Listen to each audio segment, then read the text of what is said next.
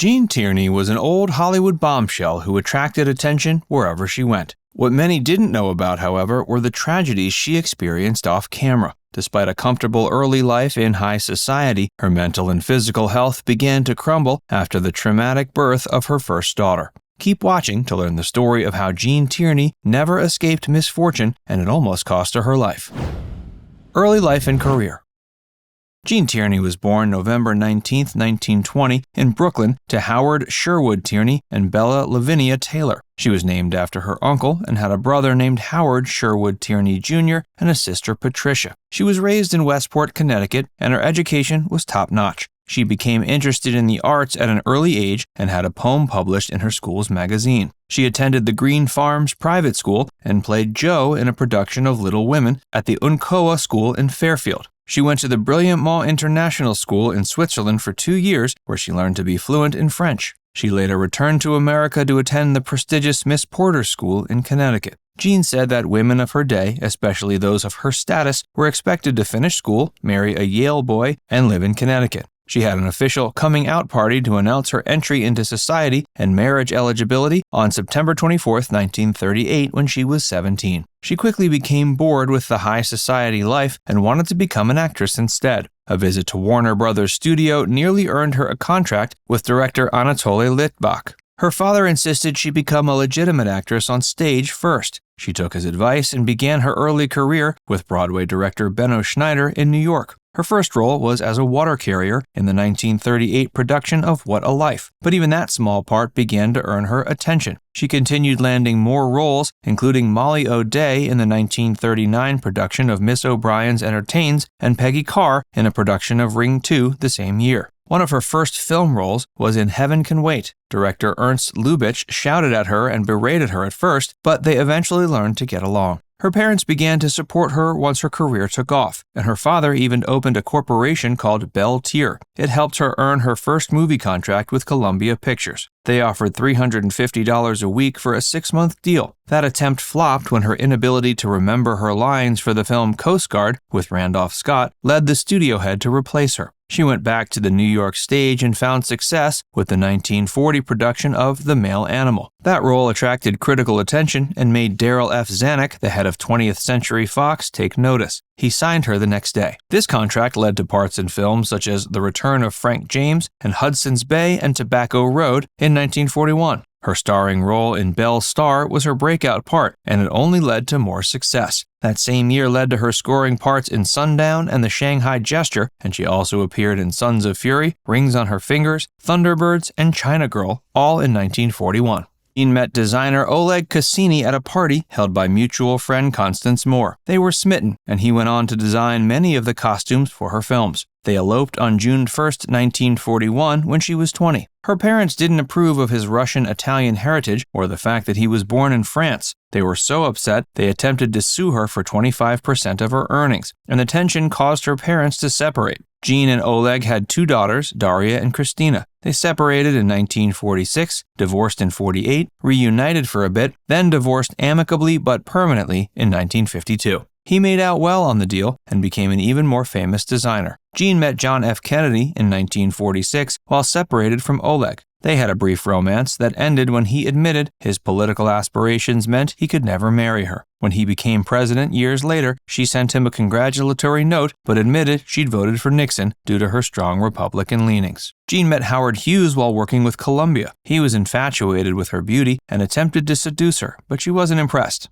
Gene was used to rich, high society men and wanted more than money and status. She once joked that he could never love anything that didn't have a motor in it, a reference to his well-known love of planes. They never became lovers, but did remain friends throughout their lives. Gene even had a brief relationship with Prince Ali Khan of Pakistan. They were engaged in 1952 while he was finalizing a divorce from Rita Hayworth. His father opposed the marriage, and the pressure caused her to break off the engagement. Gene eventually found true love when she met oil baron W. Howard Lee in 1958. They were married in July of 1960 and stayed together in a home in Texas until 1981. She credits his love with getting her through the most difficult periods of her life. Hey, if you're enjoying this video so far, be sure to give it a like and subscribe to Facts First for more, and stick around for a lot more about Gene Tierney.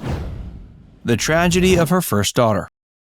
Gene contracted rubella while pregnant. She caught it from a fan who broke quarantine to meet her on the tennis court on the Hollywood Canteen. The illness drastically affected her first daughter. Daria Cassini was born in October of 1943. She was deaf, partially blind, and mentally disabled. She was also severely premature at only 3 pounds 2 ounces and needed blood transfusions and constant care in her early years. Gene didn't even learn about the cause of her daughter's illness until the fan admitted what she had done when they met again years later. The incident was so tragic it inspired the plot of the 1962 Agatha Christie novel The Mirror Cracked from Side to Side, and the 1980 film based on it. It offers a more dramatic ending where the mother slips poison into the fan's cocktail, but it's as tragic as the real events it's based on. Daria continued to need regular care and had to spend the rest of her life in an institution. The stress led to the end of Gene's marriage. Her friend Howard Hughes paid Daria's medical bills, and she lived to age 66 and passed away in 2010.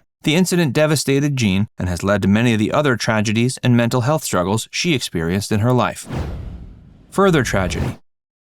Gene's mental state began to deteriorate thanks to her daughter's struggles, her first divorce, and a rocky relationship with her parents. This became apparent in the early 50s. She had to drop out of the 1953 film Mogambo and couldn't remember her lines on the set of the 1955 film The Left Hand of God. Her co-star Humphrey Bogart recognized the signs of mental illness that he'd seen in his sister and recommended Gene seek help. She spent 3 years in 3 different hospitals and received over 27 shock treatments at the Institute of Living in Connecticut. They did her more harm than good by severely impacting her memory and making her feel, in her own words, like a lab rat. She attempted to leave the facility but was dragged back. Gene's physical health deteriorated along with her mental health. She took up smoking to lower her voice and went on a restrictive diet after a photographer commented on her weight. She was even self-conscious about her protruding front teeth and attempted to hide them with lipstick. When her career was at its lowest point in the early 50s, she took up a simpler job as a sales clerk. This attempt to stay out of the spotlight failed when a fan recognized her face and contacted the media. They turned her into a tabloid headline, reporting on her fall from grace. All this misfortune nearly cost Gene Tierney her life. She was poised to jump off the 14th floor of her mother's apartment building in December of 1957, but police managed to talk her down. The attempt was followed up by a long stay at the Menninger Clinic in Kansas. She did her best to make a comeback with the 1960 film Return to Peyton Place, but another tragedy struck when she suffered a miscarriage. Her career never fully rebounded, and she officially retired from films in the 60s. Her death and legacy. Gene Tierney died of emphysema at 70 in Houston, Texas on November 6, 1991, weeks before her 71st birthday. She's buried next to her husband, Howard Lee, in the Glenwood Cemetery. She received a posthumous star on the Hollywood Walk of Fame and Donostia Lifetime Achievement Award. Gene wrote an autobiography titled Self-Portrait in 1979. It details her life and struggles. Almost no one has anything negative to say about the beautiful star. Martin Scorsese said that Leave Her to Heaven is one of his favorite films and calls her one of the most underrated actresses of her day. Darryl Zanuck, the head of Fox, called her the most beautiful woman in movie history. Now it's time to hear from you. What's your favorite memory of Gene Tierney? Let us know in the comments section below. And before you go, make sure you give this video a like and subscribe to FactsVerse if you haven't already. Click the bell icon to stay updated on all our latest content.